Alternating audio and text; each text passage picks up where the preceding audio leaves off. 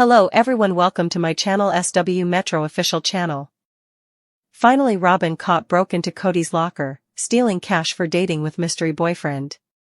Kody and Robyn had always projected themselves as the united front, the only functioning marriage left standing after Christine, Janelle, and Mary walked away. The whispers of cracks, resentments, and hidden betrayals had been growing louder. And when the explosive revelation surfaced that Robyn had actually been siphoning money straight from Kody's locker, his private stash, the one he used for emergency funds, personal spending, and cash he didn't always disclose on camera, the betrayal hit harder than any marital spat or confessional meltdown the show had ever delivered, because it wasn't just about romance or jealousy, it was about secrecy, manipulation, and deception that directly undercut the carefully curated narrative of loyalty and devotion she had spun for more than a decade.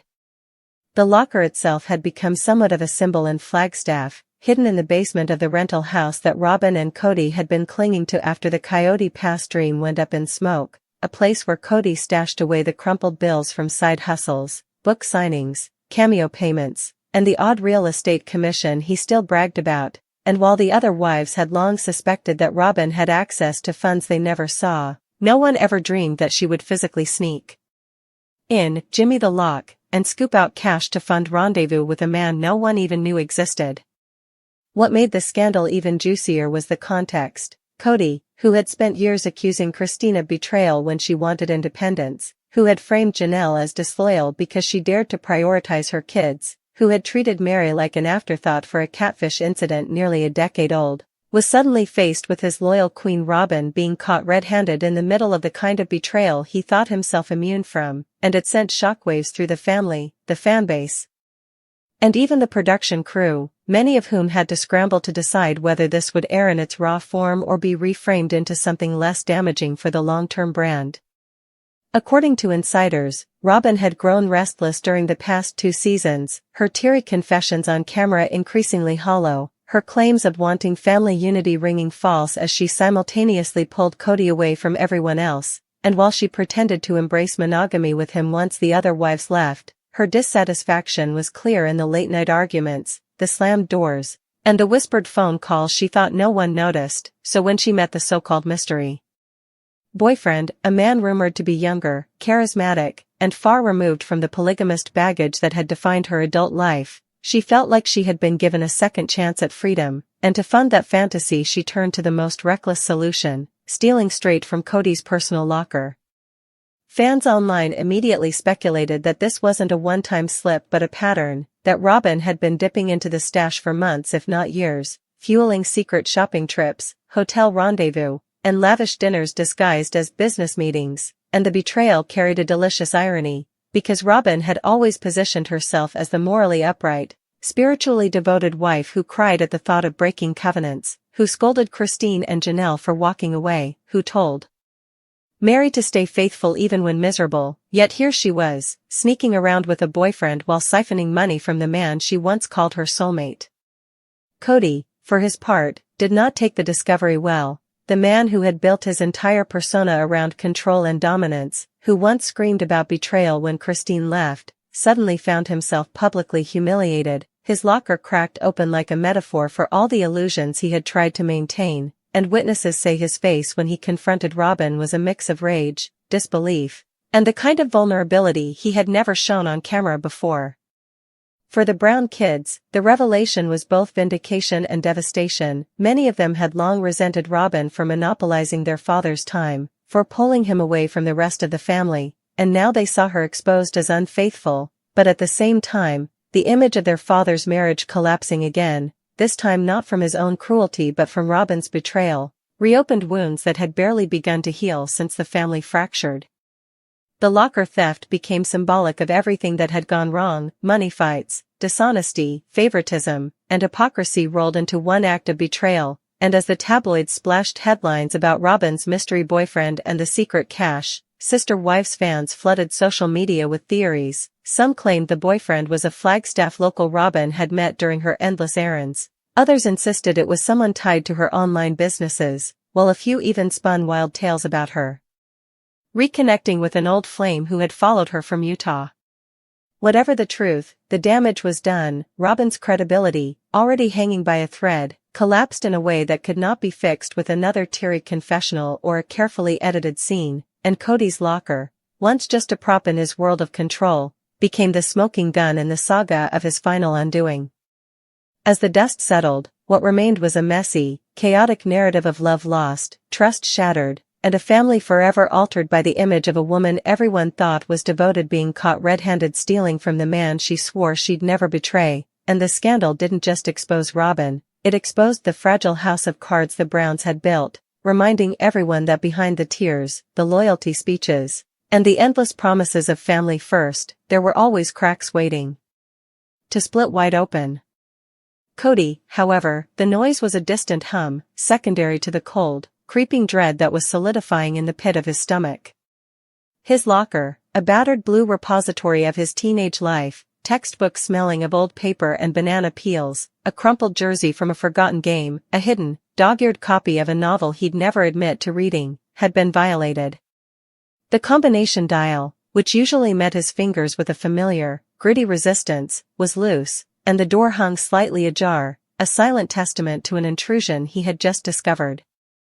His heart, a frantic drum against his ribs, had already confirmed what his mind was struggling to process. The small, magnetic cash box he kept hidden behind his calculus binder was gone. It wasn't a fortune, but it was his fortune, $327, painstakingly saved from a summer of mowing lawns and weekend shifts at a grocery store, all earmarked for the new graphics card that would finally let his gaming PC stop stuttering. The loss was a physical blow, a theft not just of money, but of time, sweat, and anticipation. The investigation, if it could be called that, was a quiet, desperate affair conducted in the shadowy margins of the school's social hierarchy. Kody wasn't a popular kid, but he was respected, and the word spread through a network of hushed conversations and sidelong glances. The list of suspects was short, few knew about the cash box, fewer still knew where he kept it. His gaze, sharpened by betrayal, began to land on his girlfriend, Robyn. There had been a shift in her lately, a new and secretive energy that he had initially mistaken for a spark of renewed affection. She was more distant, her texts less frequent, her laughter during their time together sometimes feeling like a recording played for his benefit. She had started dressing differently, little things, a new scent, a bracelet he'd never seen before, a gloss on her lips that seemed too expensive for her usual budget. And then there was the phone, always angled away, lighting up with notifications from a name she had quickly scrolled past, a name that wasn't his.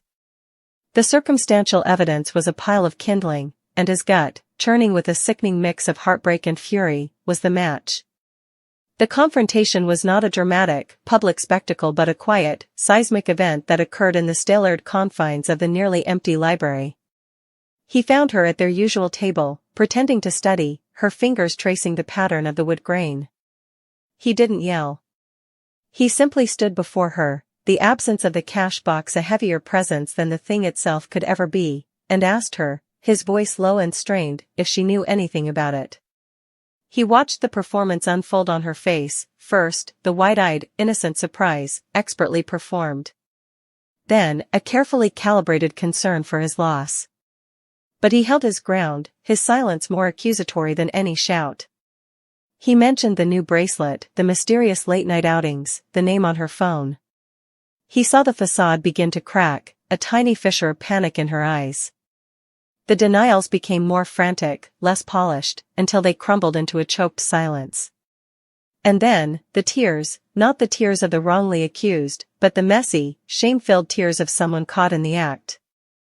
The story spilled out in ragged pieces, the mysterious older boyfriend from the next town over, the world he promised her of cool parties and thrilling independence, the pressure to keep up, to impress, to pay her way. The cash was for a weekend trip, a hotel room, a facade of a lifestyle she couldn't afford. She hadn't meant for it to go this far, she was going to pay him back. The excuses were a torrent, washing away the last vestiges of the girl he thought he knew. In that moment, as Robyn sat weeping, explaining how she had carefully watched him enter his combination weeks ago, waiting for the perfect, distracted moment to execute her plan, Kody felt the peculiar sensation of his world fracturing and, simultaneously, snapping into a devastatingly clear focus.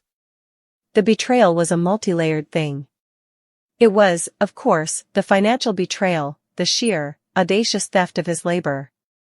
But more profound was the emotional heist. Their entire recent relationship, the kisses, the handholds, the whispered conversations, had been a lie, a cover operation for her deception. He had been used, his trust weaponized against him. The girl he had confided in, had envisioned a future with, even if it was just a future of senior prom and summer movies, had reduced him to a mark, an ATM to be exploited for her escape into a more exciting narrative. The mystery boyfriend was almost irrelevant, the true villain was the person sitting in front of him, the one who had chosen to break a lock and a promise with the same casual cruelty. The love he felt didn't vanish in a puff of smoke, it curdled, transforming into something else, a deep, profound disgust and a grief for what he had believed was real. Finally, Robyn caught. The phrase echoed in his mind, a definitive, crushing conclusion. This was not a misunderstanding to be worked through or a mistake to be forgiven with time. This was a fundamental character flaw laid bare under the unforgiving fluorescent lights of reality. There would be no dramatic reconciliation, no triumphant winning her back from the mysterious rival.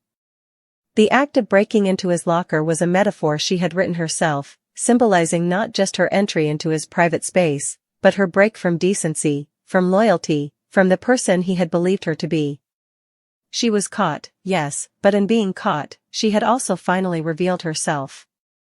As Kody turned and walked away, leaving her sobs behind him, he felt the weight of the stolen cash box lift, replaced by the heavier, more permanent weight of a lesson learned too early and too harshly.